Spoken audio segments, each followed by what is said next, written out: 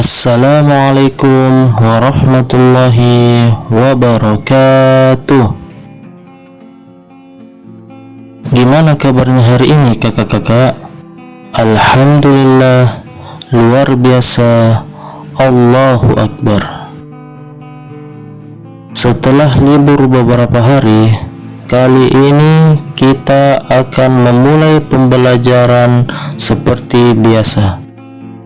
Jadi silakan kakak-kakak siapkan buku dan alat tulisnya. Kemudian setelah itu kita berdoa agar pembelajaran kita hari ini dapat berjalan dengan lancar dan bernilai ibadah di sisi Allah Subhanahu wa ta'ala. Isti'dadan, khusyu'an, du'aan. Bismillahirrahmanirrahim. Rabbi zidni ilma warzuqni fahma. Ya Allah, tambahkanlah ilmuku dan pertinggikanlah kecerdasanku. Amin.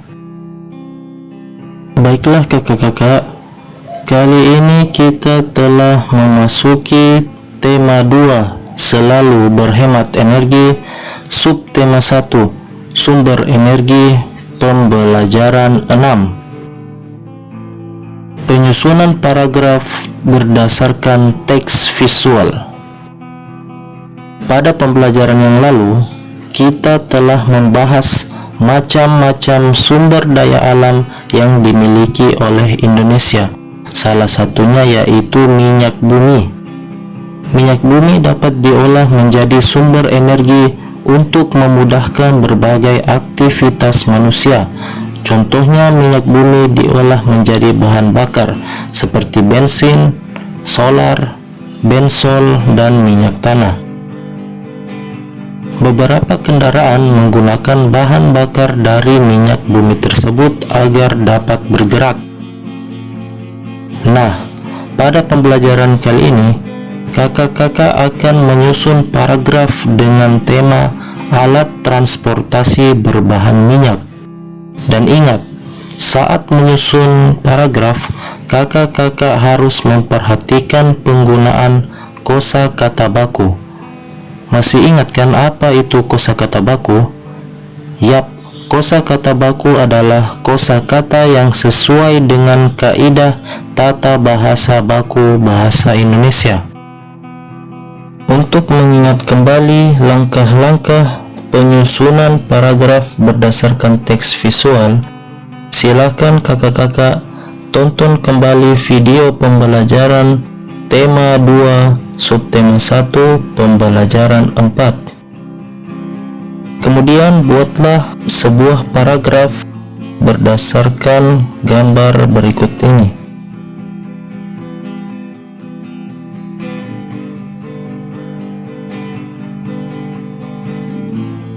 Hak dan kewajiban warga masyarakat atas minyak bumi. Sekali lagi, Indonesia merupakan negara yang kaya akan sumber daya alamnya. Pada pembelajaran yang lalu, kita telah membahas mengenai sumber daya alam laut dan pemanfaatannya. Kali ini, kita akan membahas salah satu sumber daya alam yang juga dimiliki oleh Indonesia, yaitu minyak bumi.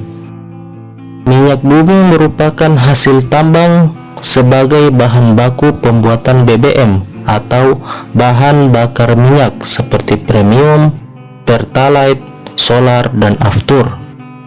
Warga masyarakat patut bersyukur atas sumber daya alam yang dimiliki oleh negara kita ini. Dari kekayaan sumber daya alam yang dimiliki, negara Indonesia bisa memenuhi kebutuhan hidup segenap rakyat Indonesia. Oleh karena itu, negara mengatur pemanfaatan sumber daya alam dalam Konstitusi Negara Indonesia, yaitu UUD NRI tahun 1945. Ketentuan pemanfaatan sumber daya alam ditegaskan dalam pasal 33 ayat 3 Undang-Undang Dasar Negara Republik Indonesia tahun 1945 yang berbunyi, bumi dan air dan kekayaan alam yang terkandung di dalamnya dikuasai oleh negara dan dipergunakan untuk sebesar-besarnya kemakmuran rakyat. Jadi seluruh sumber daya alam yang ada di Indonesia merupakan milik negara dan dipergunakan untuk tentunya kebutuhan sehari-hari masyarakat Indonesia. Berdasarkan bunyi pasal 33 ayat 3 Undang-Undang Dasar 1945, hak pemanfaatan minyak bumi dibatasi oleh kepentingan umum.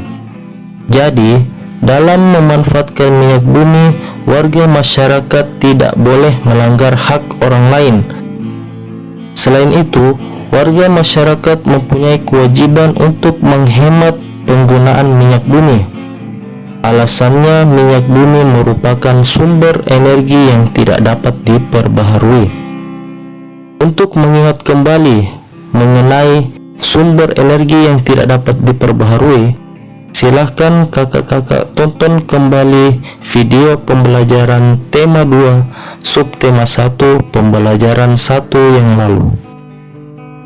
Berikut contoh pelaksanaan hak warga masyarakat atas sumber energi berupa minyak bumi. Yang pertama, hak memanfaatkan minyak bumi untuk kehidupan sehari-hari. Sebagai contoh, menggunakan bahan bakar minyak seperti premium, solar, bensol, dan minyak tanah sebagai bahan bakar kendaraan dan menggerakkan mesin diesel. 2. Hak mengelola minyak bumi sebagai sumber pengolahan, baik sebagai sumber panas maupun produk sampingan untuk mengolah baja, aluminium maupun besi. Banyak produk keperluan dapur yang dihasilkan dari pengolahan baja, aluminium, dan besi dengan minyak bumi, antara lain kulkas, kunci pintu, kunci jendela, panel pintu, dan kursi. Jadi, alat-alat tersebut tadi dihasilkan dari pengolahan baja, aluminium, dan besi dengan minyak bumi. 3. Hak mencari keuntungan dari minyak bumi, misalnya menjual LPG untuk memasak dengan kompor gas. LPG merupakan gas cair hasil penyulingan minyak bumi. Nah, ingat, ada hak, ada kewajiban. Apa kewajiban warga masyarakat Indonesia untuk mendapatkan hak-hak tersebut tadi? Hak warga masyarakat atas minyak bumi harus diimbangi dengan pelaksanaan kewajiban, antara lain seperti berikut. Yang pertama, menjaga dan melestarikan minyak bumi agar tetap terjaga ketersediaannya. 2. Menghemat penggunaan bahan bakar minyak karena ketersediaan minyak bumi sangat terbatas. Sebagai contoh, bepergian menggunakan kendaraan umum atau bersepeda jika jarak yang ditempuh cukup dekat. 3. Melaporkan bentuk pelanggaran pemanfaatan minyak bumi kepada pihak yang berwajib. 4. Menggunakan sumber energi alternatif yang ramah lingkungan seperti biogas. Pelaksanaan kewajiban di atas sangat membantu untuk menghemat energi minyak bumi, sehingga generasi penerus bangsa di kemudian hari akan ikut merasakan betapa bergunanya hasil bumi tersebut. Oleh karena itu, sudah seharusnya segenap warga masyarakat untuk membiasakan cara-cara menghemat energi minyak bumi demi kehidupan yang lebih baik. Bayangkan jika kita sebagai warga masyarakat tidak mau menghemat minyak bumi, maka akibatnya pemanfaatan minyak bumi tidak bisa merata dan minyak bumi akan habis, sehingga generasi penerus kita tidak akan bisa ikut merasakan manfaat minyak bumi. Baiklah kakak-kakak, Demikian pembelajaran kita untuk hari ini.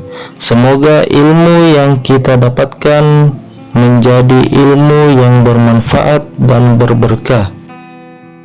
Mari kita tutup pembelajaran hari ini dengan sama-sama mengucapkan hamdalah. Alhamdulillahi Rabbil Alamin. Segala puji bagi Allah, Tuhan semesta alam. Assalamualaikum warahmatullahi wabarakatuh.